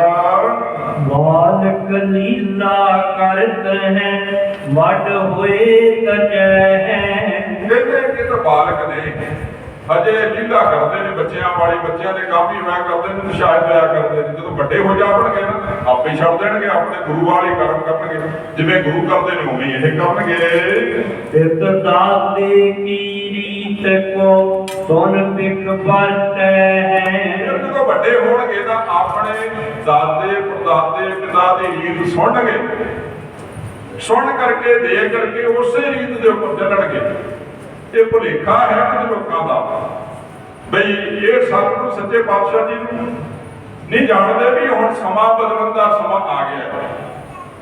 ਹੁਣ ਜਿਵੇਂ ਜਿਵੇਂ ਸਮਾਂ ਅੱਗੇ ਬਦਲੀ ਹੁੰਦਾ ਜਾ ਰਿਹਾ ਨਾ, ਉਵੇਂ ਉਵੇਂ ਸਮਾਂ ਬਦਲਦਾ ਹੋਇਆ ਇਹ ਸਿੱਖ ਪੰਥ ਹੁਣ ਸ਼ਸਤਰ ਨੂੰ ਧਾਰਨ ਕਰਨ ਲੱਗ ਗਿਆ। ਤੇ ਕਹਿੰਦੇ ਨੇ ਹੌਲੀ ਹੌਲੀ ਆਪੇ ਕਰ ਜਾਣਗੇ, ਆਪਣੇ ਮਾਤਾ ਪਿਤਾ ਦੀ, ਆਪਣੇ ਦਾਦੇ ਪੜਦਾਦਿਆਂ ਦੀ ਰੀਤ ਜਿਹੜੀ ਹੈ, ਉਹ ਰੀਤ ਨੂੰ ਮੰਨਣ ਲੱਗ ਪੈਣਗੇ। ਇਹ ਜਿਤ ਕਹਿ ਨਾ ਇਹ ਕਹਿ ਕਰੇ ਗੁਰਪੂਰ ਵਰੀਤਾ। ਤੇ ਕਈ ਇਹੋ ਜਿਹਾ ਵੀ ਨੇ ਜਿਹੜੇ ਕਹਿੰਦੇ ਨਹੀਂ, ਇਹ ਹੁਣ ਪੁਰਾਤਨ ਜਿਵੇਂ ਗੁਰੂ ਪਹਿਲੇ ਪੰਜਵੇਂ ਪਾਤਸ਼ਾਹ ਤੱਕ ਵਰਤਦੇ ਰਹੇ ਨੇ ਨਾ, ਉਹਨਾਂ ਦੇ ਵਾਂਗੂ ਨਹੀਂ ਕਰਨਗੇ। ਇਹ ਹੁਣ ਨਵੇਂ ਪੰਥ ਦੀ ਸਿਰਜਣਾ ਕਰ ਰਹੇ ਨੇ, ਅੱਗੇ ਵਧ ਰਿਹਾ ਪੰਥ, ਤੇ ਕਹਿਣ ਲੱਗੇ ਪਿਓ ਦਾਦੇ ਵਾਂਗਰ ਨਹੀਂ ਕਰਨਗੇ, ਪਹਿਲੇ ਗੁਰੂ ਸਾਹਿਬਾਂ ਵਾਂਗਰ ਨਹੀਂ ਕਰਨਗੇ, ਹੁਣ ਹੋਰ ਹੀ ਤਰੀਕਾ ਅਪਣਾਉਣਗੇ। ਜੇ ਪੁੱਤ ਪ੍ਰਤਾਪੀ ਤੇਜ ਤੇ ਸ਼ਾਸਤਰਨ ਮਹਿ ਪ੍ਰੀਤਾ। ਉਹ ਦੇਖਦੇ ਨੇ ਕਿ ਇਹਨਾਂ ਦਾ ਤੇਜ ਪ੍ਰਤਾਪ ਬੜਾ ਤੇਜ ਹੈ, ਚਿਹਰੇ ਦਾ ਤੇਜ ਪ੍ਰਤਾਪ, ਸਰੀਰ ਦਾ ਤੇਜ ਪ੍ਰਤਾਪ ਬੜਾ ਸੁੰਦਰ ਹੈ। ਤੇ ਕਹਿੰਦੇ ਸ਼ਸਤਰਾਂ ਮੈਂ ਪ੍ਰੀਤਾ, ਇਹਨਾਂ ਦਾ ਪ੍ਰੇਮ ਸ਼ਸਤਰਾਂ ਦੇ ਨਾਲ ਹੈ, ਇਹਨਾਂ ਦਾ ਪ੍ਰੇਮ ਸ਼ਸਤਰਾਂ ਦੇ ਨਾਲ ਹੈ, ਤਾਂ ਕਰਕੇ ਇਹ ਰੀਤ ਬਦਲੀ ਕਰ ਦੇਣਗੇ। ਸਕਲ ਜੰਗ ਕੀ ਵਿਦ ਕਰੈ ਪ੍ਰਿਯ ਲਾਗੈ ਸੋਈ। ਤੇ ਇਹ ਸਾਰੀ ਜੰਗ ਦੀ ਵਿਧੀ ਜਿਹੜੀ ਨੇ ਉਹੋ ਹੀ ਅਪਣਾਉਣਗੇ ਤੇ ਉਹਨਾਂ ਨੂੰ ਪਿਆਰੀ ਵੀ ਇਹੀ ਲੱਗਦੀ ਹੈ। ਆਉਣ ਵਾਲੇ ਸਮੇਂ ਜਿਹੜਾ ਪੌਦਾ ਨਹੀਂ ਮੰਨੇਗਾ ਨਾ ਤੇ ਫਿਰ ਕਿਰਪਾਨ ਦਾ ਮੰਨੇਗਾ। ਸਿੱਖ ਦਾ ਜੀਵਨ ਇਹੋ ਜਿਹਾ ਹੈ। ਸਿੱਖ ਦੇ ਜੀਵਨ ਦੇ ਵਿੱਚ ਪਹਿਲੋਂ ਸਿੱਖ ਆਪਣੇ ਪ੍ਰੇਮ ਦੇ ਨਾਲ ਮਨਾਉਂਦਾ ਹੈ ਵੀ ਭਾਈ ਦੇਖ, ਨਾ ਤੇਰੇ ਤੇ ਮੈਂ ਜ਼ੋਰ ਕਰ ਰਿਹਾ, ਨਾ ਤੂੰ ਮੇਰੇ ਤੇ ਜ਼ੋਰ ਕਰ, ਨਾ ਮੈਂ ਤੈਨੂੰ ਡਰ ਦਿੰਦਾ, ਤੂੰ ਨਾ ਮੈਨੂੰ ਡਰ ਦੇ। ਜਦੋਂ ਸਾਰੇ ਹੀਲੇ ਵਸੀਲੇ ਖਤਮ ਹੋ ਜਾਂਦੇ ਨੇ ਨਾ, ਫਿਰ ਦੂਸਰਾ ਰਸਤਾ ਅਪਣਾਇਆ ਜਾਂਦਾ ਹੈ। ਹੁਣ ਸਾਰੇ ਹੀਲੇ ਵਸੀਲੇ, ਕਿਉਂਕਿ ਆਉਣ ਵਾਲੇ ਸਮੇਂ ਨੂੰ ਮੇਰੇ ਪਾਤਸ਼ਾਹ ਜੀ ਜਾਣਦੇ ਨੇ, ਗੁਰੂ ਅਰਜਨ ਦੇਵ ਮਹਾਰਾਜ ਜੀ ਨੂੰ ਤੱਤੀਆਂ ਤਵੀਆਂ ਤੇ ਬਿਠਾ ਕਰਕੇ ਸ਼ਹੀਦ ਕਰਨਾ ਹੈ।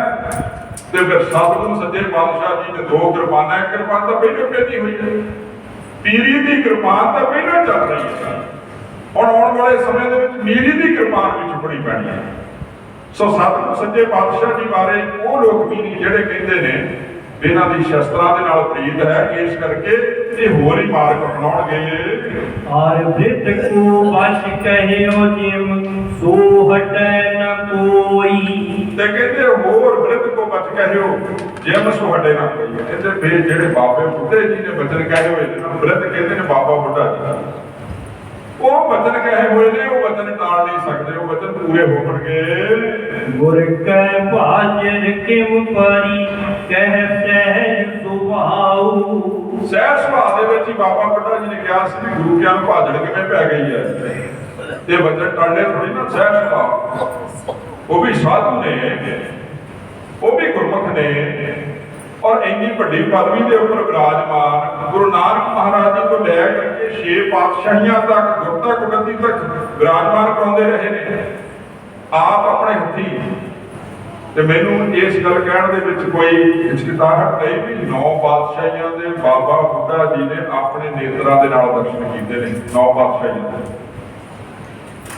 ਆਪਾਂ ਦੇਖਦੇ ਨਾ ਉਸ ਸਮੇਂ ਹਰਗੋਬਿੰਦ ਪਾਤਸ਼ਾਹ ਮਹਾਰਾਜ ਜੀ ਨੇ, ਤੇ ਉਹਨਾਂ ਦੇ ਸੁਪੁੱਤਰ ਗੁਰੂ ਤੇਗ ਬਹਾਦਰ ਮਹਾਰਾਜ ਜੀ ਵੀ ਨੇ, ਗੁਰੂ ਹਰਿਰਾਏ ਮਹਾਰਾਜ ਜੀ ਵੀ ਨੇ, ਤੇ ਗੁਰੂ ਗ੍ਰੰਥ ਸਾਹਿਬ ਮਹਾਰਾਜ ਜੀ ਵੀ ਨੇ।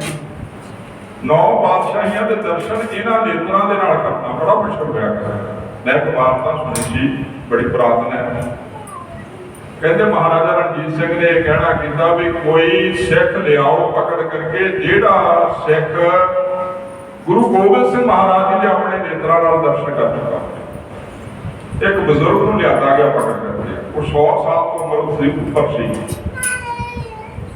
ਇਹ 1803 ਦੀ ਗੱਲ ਹੈ, ਜਦੋਂ ਮਹਾਰਾਜਾ ਰਣਜੀਤ ਸਿੰਘ ਗੁਰਤਾ ਗੱਦੀ ਤੇ ਬੈਠੇ, ਮਾਫ ਕਰਨਾ ਰਾਜਗੱਦੀ ਤੇ ਬੈਠੇ, ਉਸ ਸਮੇਂ ਦੀ ਗੱਲ ਹੈ। ਤੇ ਇੱਕ ਬਜ਼ੁਰਗ ਨੂੰ ਲਿਆਂਦਾ ਗਿਆ। ਬਜ਼ੁਰਗ ਜਦੋਂ ਆਇਆ ਨਾ, ਸੇਵਾਦਾਰਾਂ ਨੇ ਦੱਸ ਦਿੱਤਾ ਵੀ ਉਹ ਬਜ਼ੁਰਗ ਹੈ ਜਿਹਨੇ ਗੁਰੂ ਗੋਬਿੰਦ ਸਿੰਘ ਮਹਾਰਾਜ ਜੀ ਦੇ ਦਰਸ਼ਨ ਕੀਤੇ ਨੇ। ਮਹਾਰਾਜਾ ਰਣਜੀਤ ਸਿੰਘ ਆਪਣੇ ਤਖਤ ਤੋਂ ਉੱਠ ਕਰਕੇ, ਆਪਣੀ ਕੁਰਸੀ ਤੋਂ ਉੱਠ ਕਰਕੇ, ਆਪਣੀ ਪਦਵੀ ਤੋਂ ਉੱਠ ਕਰਕੇ ਥੱਲੇ ਆ ਗਏ ਨੇ, ਤੇ ਉਹਨਾਂ ਬਜ਼ੁਰਗਾਂ ਦੇ ਪੈਰ ਪਕੜ ਕੇ ਕਹਿੰਦੇ ਤੁਸੀਂ ਮੇਰੇ ਗੁਰੂ ਦੇ ਦਰਸ਼ਨ ਕੀਤੇ ਨੇ, ਮੈਨੂੰ ਇਹ ਦੱਸੋ ਵੀ ਤੁਸੀਂ ਦਰਸ਼ਨ ਕੀਤੇ ਕਿਵੇਂ ਸਨ। ਉਹ ਕਹਿਣ ਲੱਗੇ ਕਿ ਪਤਾ ਨਹੀਂ, ਮੈਂ ਬੜਾ ਛੋਟਾ ਜਿਹਾ ਸੀ, ਸੰਗਤਾਂ ਸਾਡੇ ਮਾਤਾ ਪਿਤਾ ਸਾਨੂੰ ਲੈ ਕਰਕੇ ਅਨੰਦਪੁਰ ਸਾਹਿਬ ਦੀ ਧਰਤੀ ਤੇ ਜਾਇਆ ਕਰਦੇ ਸਨ। ਦੇਖੋ ਕਿੰਨੀ ਵੱਡੀ ਵਾਰਤਾ ਹੈ। ਅੱਜ ਅਨੰਦਪੁਰ ਸਾਹਿਬ ਆਉਣਾ ਬੜਾ ਸੌਖਾ ਹੈ। ਕਹਿੰਦੇ ਅਸੀਂ ਗਏ, ਭੀੜ ਬੜੀ ਸੀ ਸੰਗਤ ਦੀ, ਮੈਂ ਛੋਟਾ ਸਾਂ, ਮੈਂ ਬੱਚਾ ਹੁੰਦਾ ਹੋਇਆ ਥੋੜਾ ਪਿੱਛੋਂ ਦੀ ਲੰਘਦਾ ਅੱਗੇ ਪਹੁੰਚ ਗਿਆ। ਜਦੋਂ ਮੈਂ ਅੱਗੇ ਪਹੁੰਚਿਆ, ਗੁਰੂ ਗੋਬਿੰਦ ਸਿੰਘ ਮਹਾਰਾਜ ਜੀ ਬੈਠੇ ਸਨ। ਮੇਰਾ ਛੋਟਾ ਜਿਹਾ ਹੱਥ ਉਹਨਾਂ ਦੇ ਚਰਨਾਂ ਨੂੰ ਛੁਹਿਆ, ਜਦੋਂ ਮੇਰੇ ਸਰੀਰ ਦੇ ਵਿੱਚ ਧਾੜ ਪੈ ਗਈ। ਮੈਨੂੰ ਸਮਝ ਨਹੀਂ ਆ ਰਿਹਾ ਕੀ ਹੋ ਗਿਆ। ਸਤਿਗੁਰੂ ਸੱਚੇ ਪਾਤਸ਼ਾਹ ਜੀ ਨੇ ਮੇਰੇ ਸਰੀਰ ਦੇ ਉੱਪਰ ਆਪਣਾ ਹੱਥ ਰੱਖ ਦਿੱਤਾ। ਸਤਿਗੁਰੂ ਸੱਚੇ ਪਾਤਸ਼ਾਹ ਜੀ ਨੇ ਕਿਰਪਾ ਕੀਤੀ। ਕਹਿਣ ਲੱਗੇ ਇਸ ਪ੍ਰਕਾਰ ਮਤਲਬ ਤੇਜ ਪ੍ਰਤਾਪ ਰੱਖਿਆ ਹੀ ਨਹੀਂ ਗਿਆ ਗੁਰੂ ਗੋਬਿੰਦ ਸਿੰਘ ਮਹਾਰਾਜ ਜੀ ਦਾ। ਤੇ ਬਾਬਾ ਬੁੱਢਾ ਜੀ ਨੇ 9 ਪਾਤਸ਼ਾਹੀਆਂ ਦੇ ਦਰਸ਼ਨ ਕੀਤੇ। ਜਿਹੜੇ ਬਚਨ ਬਾਬਾ ਬੁੱਢਾ ਜੀ ਨੇ ਕੀਤੇ ਸਨ, ਉਹ ਬਦਲ ਕਿਵੇਂ ਸਕਦੇ ਹਨ। ਬਾਜ ਬਟਾਲੀ ਮਹਿ ਰਹੇ ਇਮ ਬਚ ਸਫਲਾਉ। ਜਦੋਂ ਇਹ ਬਚਨ ਕੀਤੇ ਸਨ ਤਾਂ ਗੁਰੂ ਹਰਗੋਬਿੰਦ ਮਹਾਰਾਜ ਜੀ ਬਟਾਲੀ, ਗੁਰੂ ਕੀ ਬਟਾਲੀ ਨੂੰ ਭੱਜ ਗਏ ਸਨ, ਚਲੇ ਗਏ ਸਨ। ਤੇ ਸਤਿਗੁਰੂ ਸੱਚੇ ਪਾਤਸ਼ਾਹ ਜੀ ਨੇ ਬਾਬਾ ਬੁੱਢਾ ਜੀ ਦੇ ਬਚਨ ਜਿਹੜੇ ਸਨ ਉਹ ਸਫਲ ਕਰ ਦਿੱਤੇ ਸਨ। ਬਾਬਾ ਬੁੱਢਾ ਜੀ ਦੇ ਮੁਖ ਦੇ ਵਿੱਚੋਂ ਨਿਕਲਿਆ ਹੋਇਆ, ਜਿਹਦੇ ਬਾਰੇ ਗੁਰੂ ਨਾਨਕ ਪਾਤਸ਼ਾਹ ਜੀ ਨੇ ਕਿਹਾ ਸੀ, ਬਾਪ ਬੁੱਢਿਆ ਤੇ ਤੂੰ ਬੋਲੇ ਕਦੇ ਨਾ ਹੋ ਸਕ। ਇਹੋ ਜਿਹੇ ਸਨ ਗੁਰੂ ਨਾਨਕ ਮਹਾਰਾਜ ਜੀ ਦੇ ਉਸੇ। ਉਹਨਾਂ ਦੇ ਬਚਨ ਕਿਵੇਂ ਸਫਲ ਨਹੀਂ ਸੀ ਹੋਣੇ, ਉਹਨਾਂ ਦੇ ਬਚਨ ਸਫਲ ਹੋਣੇ ਸਨ। ਸੋ ਸਮਾਜ ਰਾਜ ਨਹੀਂ ਦਿੰਦਾ। ਇੰਨੀਆਂ ਬੇਨਤੀਆਂ ਦੇ ਨਾਲ ਦਾ ਆਸ਼ਰਮਾਂ ਦਾ ਜਾਤ ਪ੍ਰਸੰਗ ਅੱਗੇ ਚੱਲ ਰਿਹਾ ਹੈ। ਗੁਰੂ ਹਰਗੋਬਿੰਦ ਮਹਾਰਾਜ ਜੀ ਦੇ ਜੀਵਨ ਬਾਰੇ ਬਚਪਨ ਦੇ ਵਿੱਚ ਨੇ ਸਤਿਗੁਰੂ ਸੱਚੇ ਪਾਤਸ਼ਾਹ ਜੀ, ਸਤਿਗੁਰੂ ਮਹਾਰਾਜ ਜੀ ਕਿਰਪਾ ਕਰ ਆਉਣ ਵਾਲੇ ਸਮੇਂ ਦੇ ਵਿੱਚ ਆਪ ਜੀ ਇਸੇ ਤਰ੍ਹਾਂ ਦੇ ਪ੍ਰਸ਼ਾਸਨ ਨੂੰ ਸੁਣ ਕਰਕੇ ਅੱਗੇ ਕਥਾਵਾਂ ਸੁਣ ਕਰਕੇ ਆਪਣੇ ਜੀਵਨ ਨੂੰ ਉੱਤਮ ਤੇ ਉਚਿਤ ਚੰਗਾ ਬਣਾਉਣ ਦਾ ਯਤਨ ਕਰੋ। ਗੁਰਦੇਵ ਪਾਤਸ਼ਾਹ ਜੀ ਪਾਸੋਂ ਮੰਗ ਮੰਗਿਆ ਕਰੋ ਸਤਿਗੁਰ ਸੱਚੇ ਪਾਤਸ਼ਾਹ ਤੁਧ ਬਾਜ ਪਿਆਰੇ ਕੇ ਰਹਾ ਸਾਹ ਵਡਿਆਈ ਨੇ ਜਿਤ ਨਾਮ ਤੇਰੇ ਨਾਮ ਲੱਗ ਰਹਾ। ਮਹਾਰਾਜ ਜੀ ਇਹੋ ਜਿਹੀ ਬਖਸ਼ਿਸ਼ ਕਰਦੇ ਹੋ ਸੋ ਰਹਿਮਤਾ ਕਰ ਸਤਿਗੁਰ ਸੱਚੇ ਪਾਤਸ਼ਾਹ ਵਿਚਾਰ ਕਰਦੇ ਆ ਨੇ ਪ੍ਰਕਾਰ ਦੀਆਂ ਭੁੱਲਾਂ ਚੁੱਕਾ ਹੋ ਗਈਆਂ ਹੋਣਗੀਆਂ ਅਣਜਾਣ ਸੁਣ ਕਰਕੇ ਖਿਮਾ ਬਖਸ਼ਿਸ਼ ਕਰਨੀ ਆਓ ਆਪਣੀਆਂ ਭਗਤੀਆਂ ਪੜ੍ਹ ਕਰਕੇ ਸਮਾਪਤੀ ਕਰਦੇ ਹਾਂ ਜੀ।